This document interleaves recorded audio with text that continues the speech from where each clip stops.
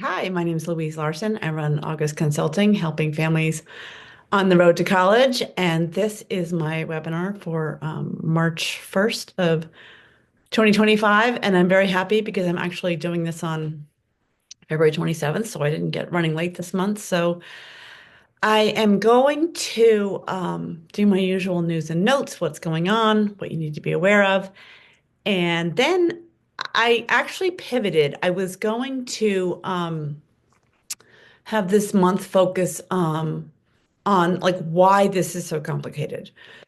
But I decided to pivot and make that April's webinar because so many, not, I shouldn't say so many, but like a lot of people have approached me personally, professionally, just very stressed where they are with their senior. And this is not the first time this has happened. This is not the first cycle where this has happened. So I'm going to talk about parenting through this. And most people have some sort of challenging period, whether it's the beginning, the end, the middle of the whole cycle. And I'm going to talk about that a little bit where you might have trouble or be challenged. And then I'm going to tell you where my um, my brass tacks hard time was doing this. So, news and notes. So let's see what is going on. Uh, all right. So, hang on. Right out of the gate, the College Board, my favorite, um, has introduced, and I can't even say this with a straight face, AP, Advanced Placement Financial Literacy. Now, most schools have a financial literacy requirement of some kind, state mandated. So this is like a fabulous money-making opportunity for the College Board to have an AP course that like, I don't even know what to say. But I will share these numbers with you.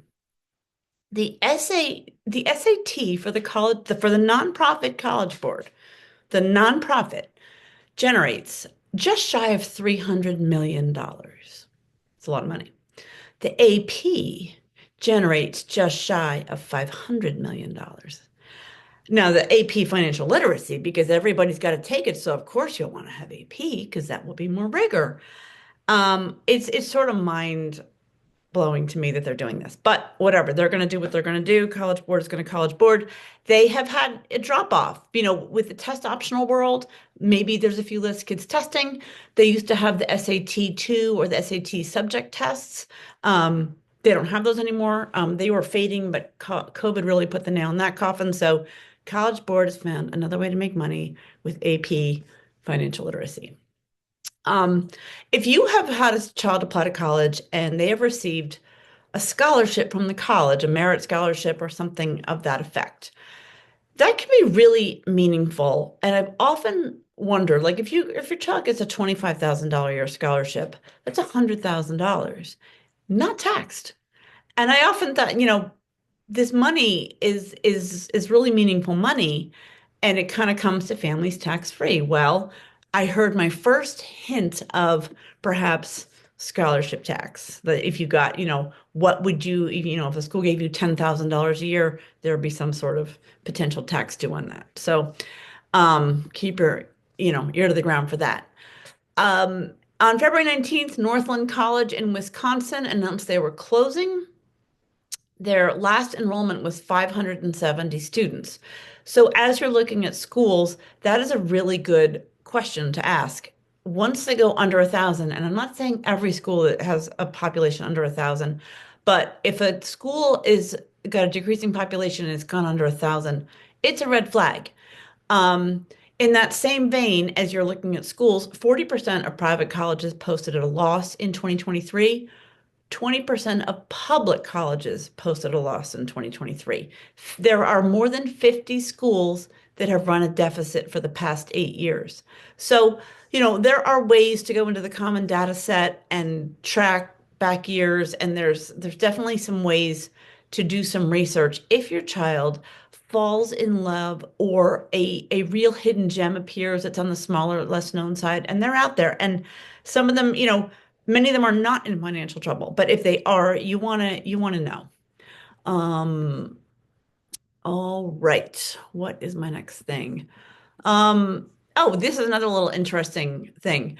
Think for the question is this: when was the last time men dominated the college-going population? The last time men dominated the college-going population was 1978. So, I thought that was interesting. And, there's articles, if you, the New York Times had something a couple of years ago, how, you know, men, boys, males, however you want to define them, they're harder to get. So sometimes if you're applying to a selective school, the odds are different as a female versus a male.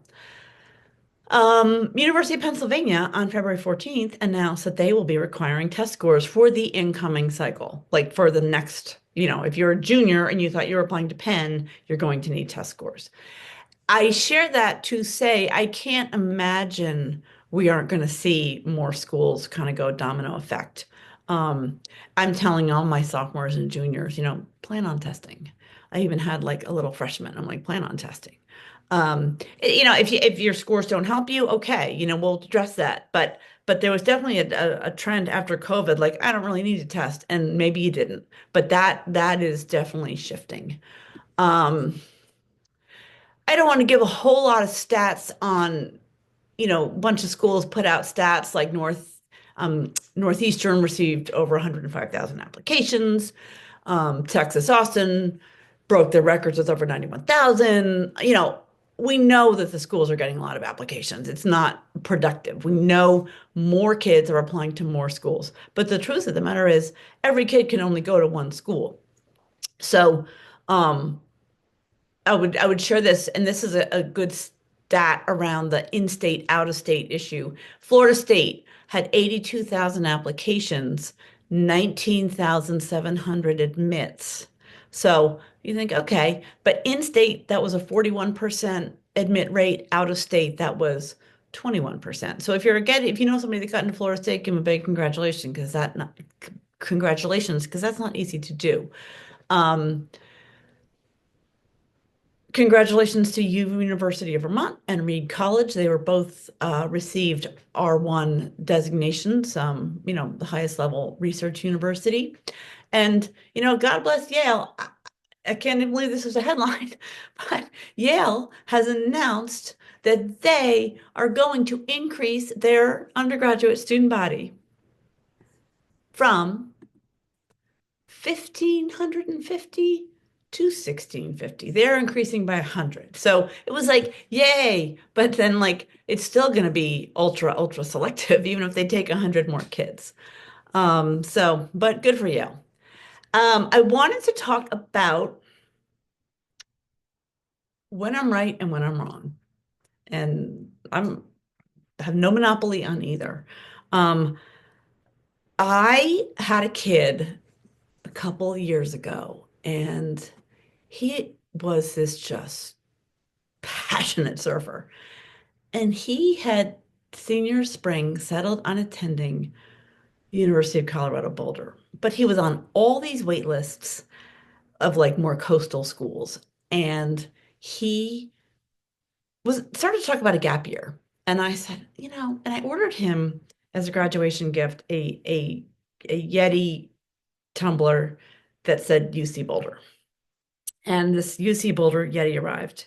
And I was like, I just don't think he's going to go. I think he's going to get off a wait list, or he is going to take a year off, and that year off is just going to change him, and he's not going to go to Boulder.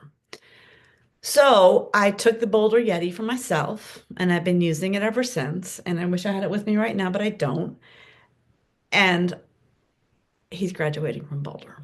So I was wrong. He went to Boulder. He had a good time. He had a great career there. And so I was wrong. But sometimes I'm right. And I had a kid, and I'm going to be very circumspect because I don't want to share anybody's information. I had a kid, and this kid really zeroed in on a type of school that this was kind of their sweet spot. And I kept suggesting a school that I thought really fit that mold. And they kept saying, no, thank you. I don't want to do it. I don't want to do it. And I kept saying, I really think you should apply.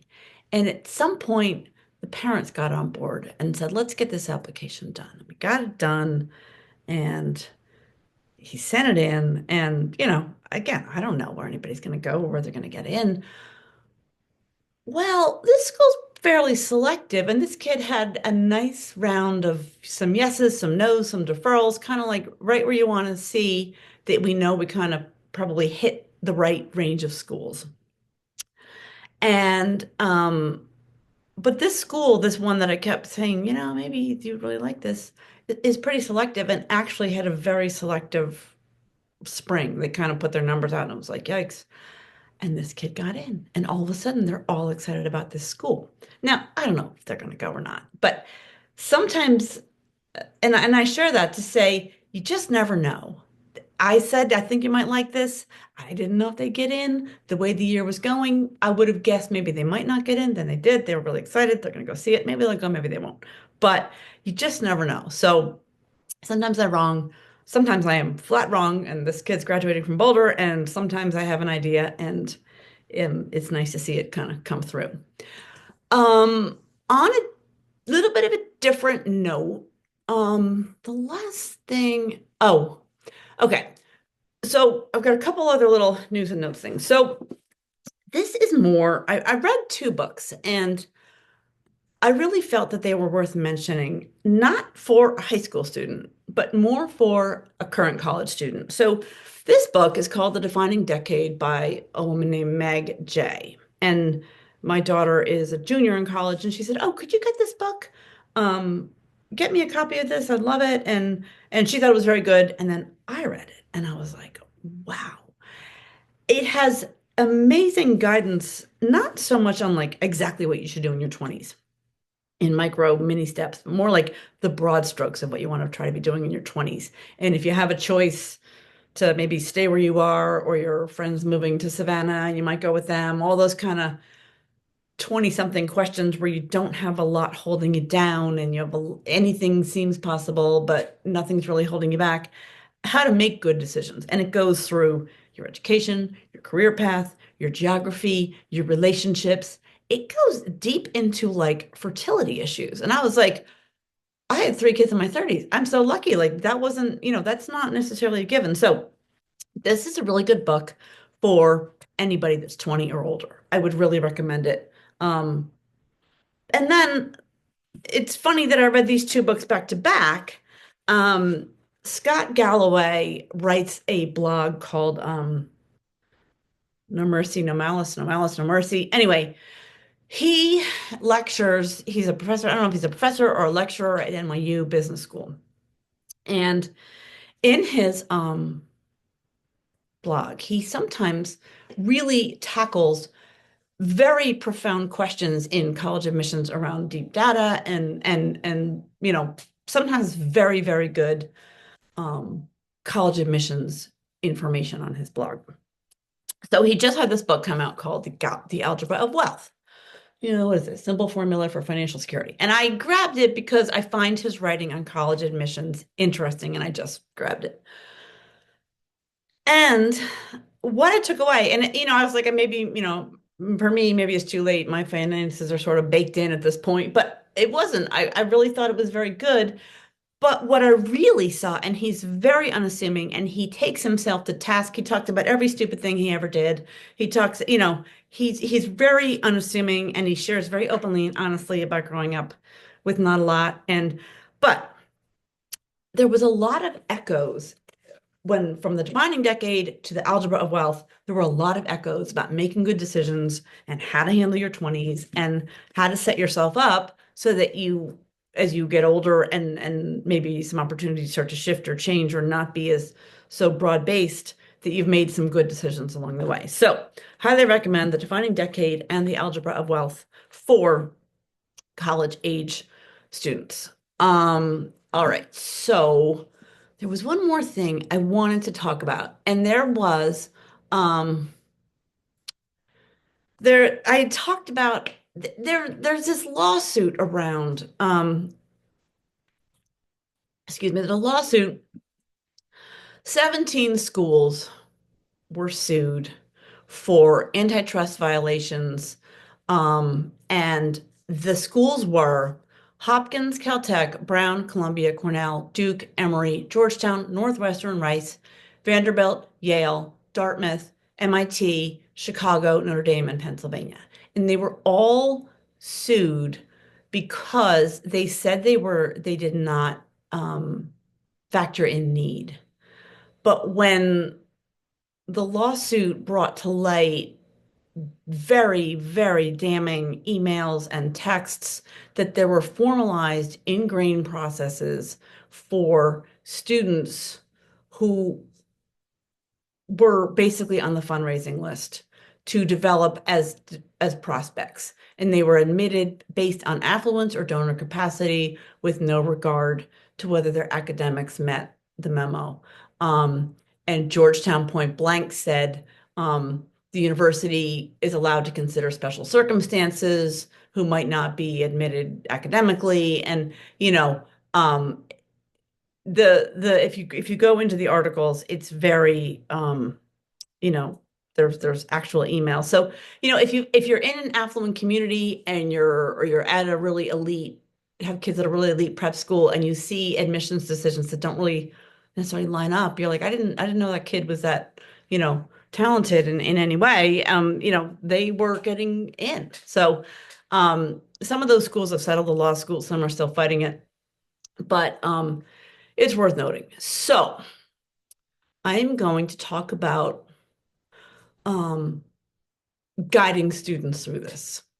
And what I find is once those applications get sent in and the early decision and early action decisions start coming in December, I find parents and students are really, it can be stressful waiting. It can be stressful not knowing.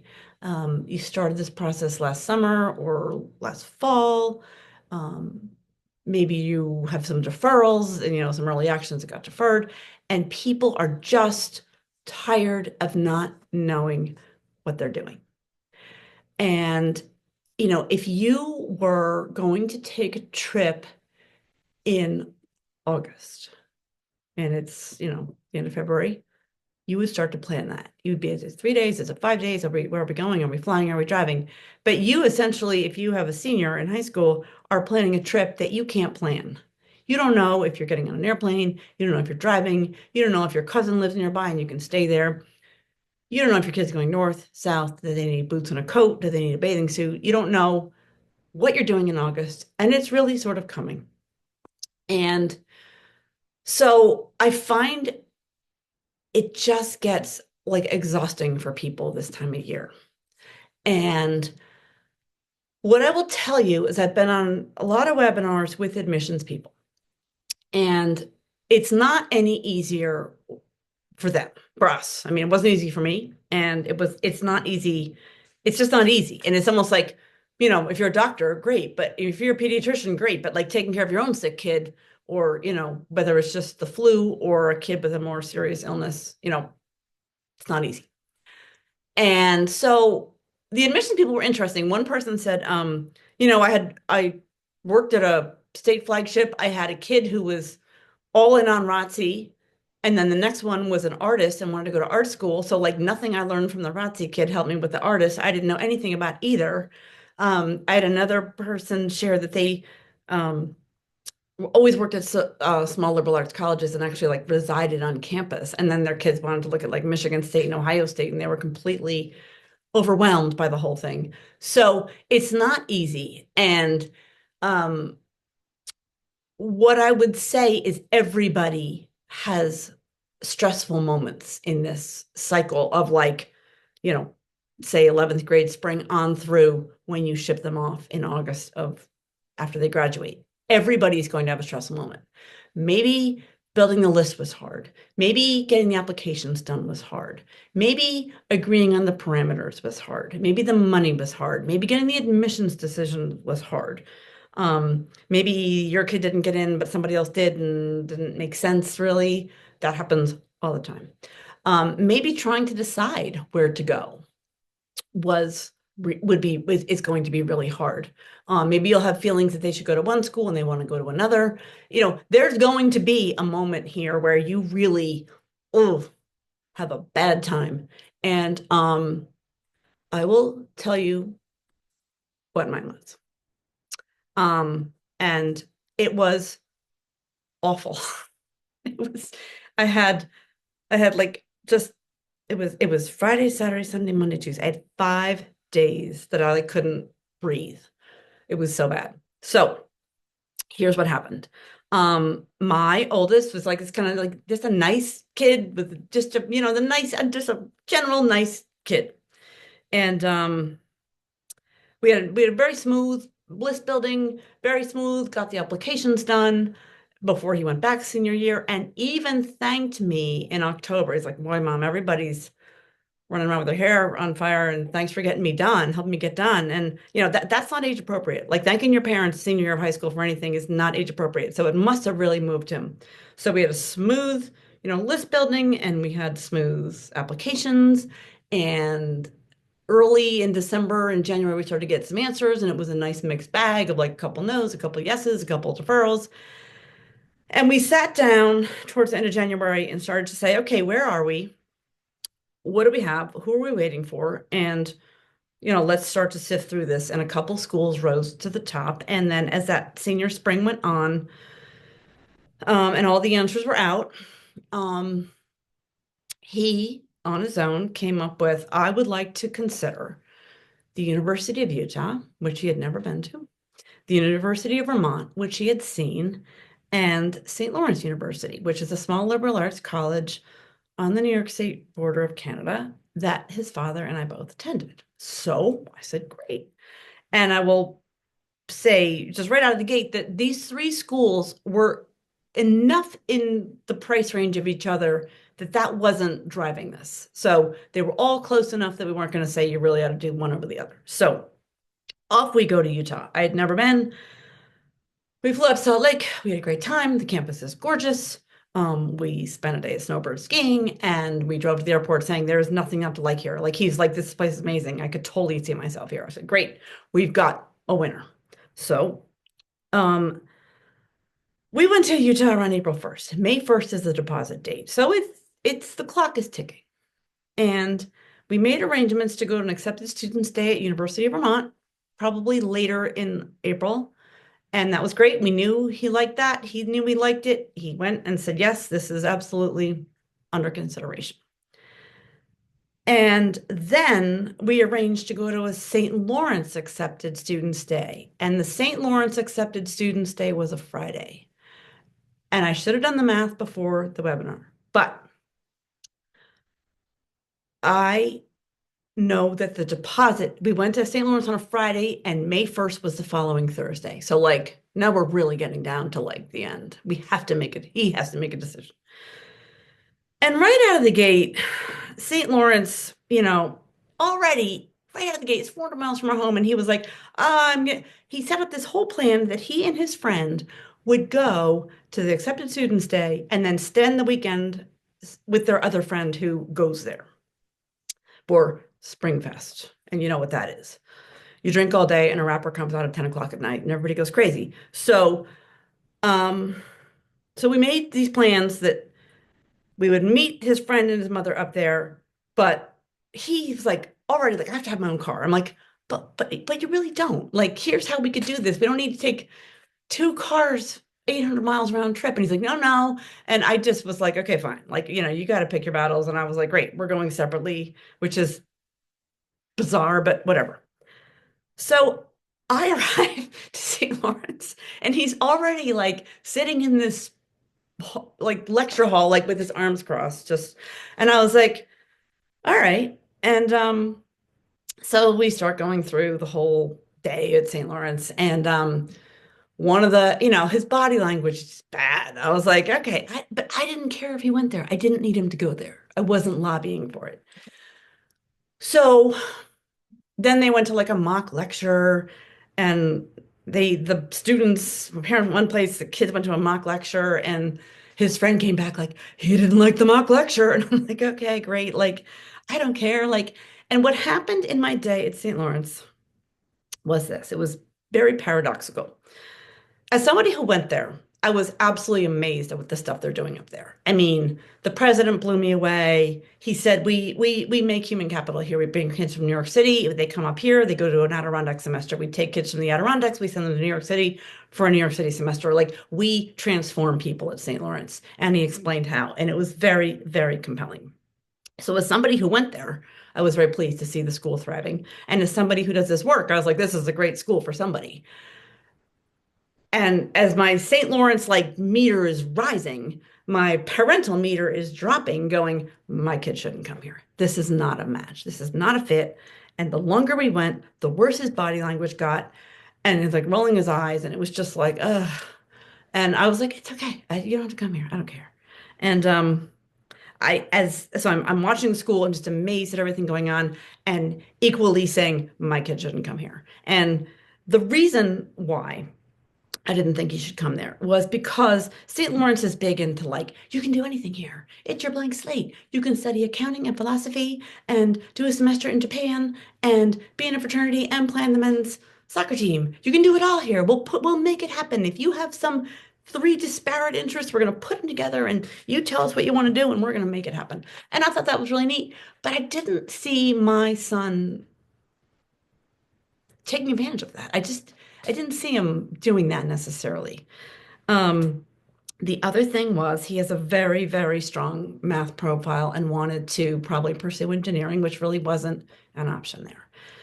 And the third piece of the puzzle was that this kid is as passionate a skier as exists. And I call him my amphibian. He's like a frog that just needs to be under the water. He just loves to ski. And St. Lawrence is cold, but it's really not that close to skiing. And I knew that he would be better off in a place where maybe when his classes ended, he could take off for the afternoon or go in the morning before class. And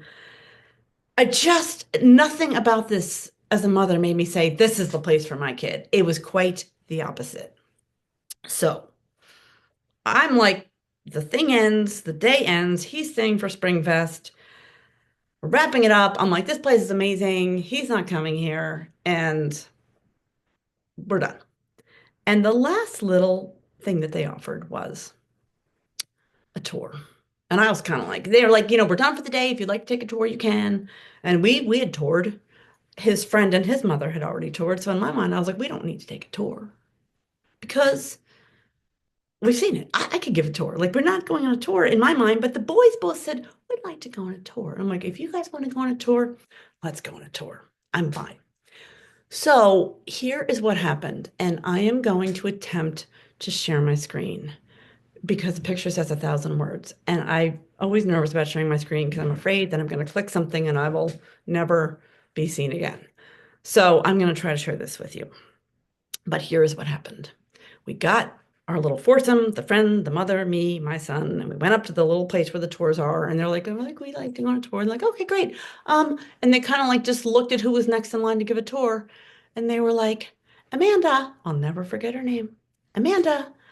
And I out popped like Tigger, a girl, with a sheet of blonde hair down her back.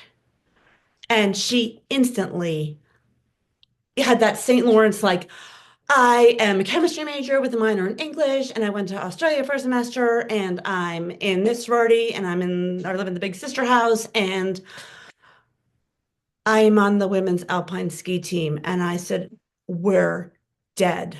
We are dead. And I'm going to attempt to show you the picture that I took of, here we go. I think I've got this. This is my son and his buddy. My son's on the left in the plaid. That's his buddy. And there is Amanda. And immediately, there they are. She is just this extroverted, effervescent, and my son's friend kind of very shyly goes, we're ski racers. And she goes, are?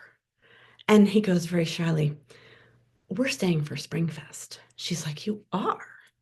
And he told them who they're staying with and where he lives. And she's like, oh, my friend's down that hall. I know him. Oh my gosh. They're swapping numbers. And then my son very shyly says, my parents went here. And she was like, well, that's it. You know you're coming. And the bad body language is gone. And for the next hour, we walk around campus. Amanda knew everyone. She stopped and introduced them to every person we saw. Every 2 minutes, we met somebody new. And she was like, this is so and so and so and so. They're staying for Springfest on this hall with so and so. And his parents went here. And people are giving him like double high fives. Like, dude, you know you're coming. Like strangers that he's just met. It was like watching somebody reach the showcase showdown on The Price is Right. He was alive and blooming, and it was like he was just winning. And at the end of the hour, he couldn't get me in the car fast enough, and he was gone. And I was like, I get in the car, and I'm like, what the heck just happened?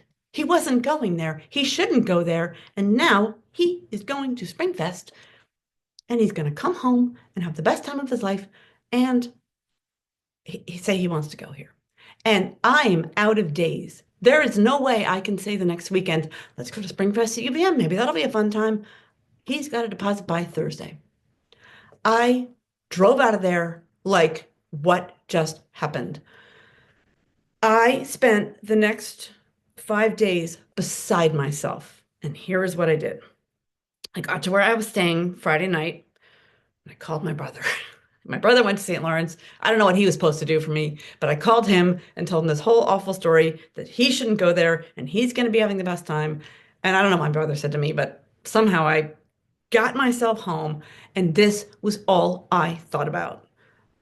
How did I screw this up so badly? How is this his last taste of college? He is going to insist on going there. It is not the right thing. And what am I going to do? I wanted to call him every hour and say, you can't go there. Have a good time at Springfest, but you can't go.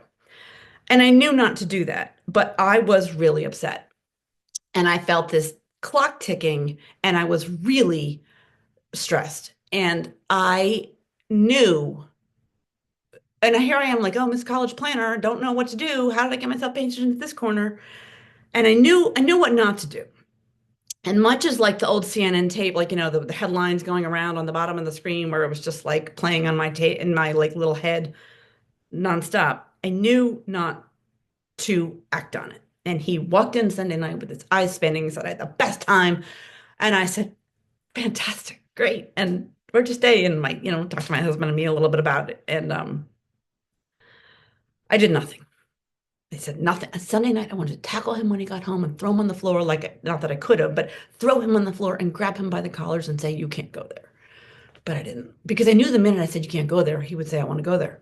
So I sat still, sat on my hands, psychological duct tape across my mouth, said nothing.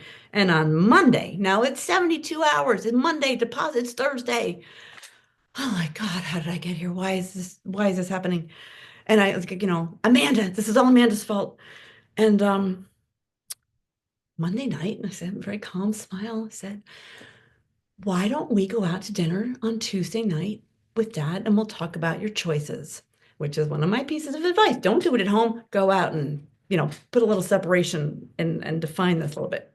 He said, great. And I thought he needed like a little detox from like the whole thing. So there I am, Tuesday. Now it's 48 hours. We're going out at like 7 o'clock at night on Tuesday, and we have 48 hours to deposit. And I am like, and at this point, I'm afraid to breathe the wrong way. I don't even know where he should go at this point. I'm so fraught. And I was afraid to like breathe the wrong way or mention UVM's pretty. And then, he goes to UVM because you told me it was pretty. Like I was afraid to say anything. I was afraid to move. So Tuesday night, we drove to Rooney's Crab House in Long Branch, New Jersey on a Tuesday in April. And here, I can only tell you the initial part of the dinner because I basically blacked out the rest because we sat down, we placed our orders, and either my husband or I said, so, and he said, and this is exactly what he said, I don't know where I'm going to college yet, but I've decided to remove St. Lawrence from consideration because they don't have engineering. I almost fell out of my chair. I was so happy. I don't know what happened after that. I like was in a just I didn't care. I was so happy. I was so relieved. I didn't care if he went to Utah, Vermont. I didn't care if he went to college. I didn't care what he did. I was so relieved. I felt like in my head the music from like Rocky at the top of the stairs next to the statue. I was like, thank you. God, he's just, oh, I'm so relieved. I don't know what happened. I don't know what we ate. I don't know if we had a good time. I don't know what we talked about. I was just so relieved. And we went home, and at about 10 o'clock that night, he knocked on our door and he came in our room and he sat down in a chair and he said, I think I'm going to UVM. I just don't think I want to be in Utah for 4 years. And I was like, oh, great, great. I don't care. Like, I really didn't care which one he picked. And I said, why don't we? Now it's Tuesday night. Now, so I said, why don't we sleep on it? And if you still feel this way tomorrow, we'll deposit at UVM. And that is what we did. And he went to the University of Vermont. It was absolutely majestic. There were good times, there were bad times, there were ups, there were downs. But at the end of the day, he got hundreds of ski days in. He did go in the morning and go to class in the afternoon. He did go in the class in the morning, go in the afternoon. He um, had left just with that tribe of friends that you hope they have. But most importantly, he got just a superb education and launched him into just an incredible career. And he was on his way. But I'm telling you, those 5 days from when I drove off the campus of St. Lawrence to when we went to Rooney's Crab House and he said, I've eliminated St. Lawrence, were awful. So you might text me and be like, hey, I didn't have any awful. Well, good for you. That's awesome if you don't have awful, but probably there will be a challenging point somewhere, and that's mine. And this is not easy. And, child number two went to college early, transferred during COVID. I mean, totally different story. Child number three is at the University of Utah. Who knew? But at least I knew, like, hey, this is a great place. And so, everybody's different and everybody's process is different. The other two children had challenging processes and other points, challenges in other points of the process. But I will never forget those 5 days. And I spent a lot of time trying to find that picture. I knew I had a picture of Amanda. It took me a long time to find it.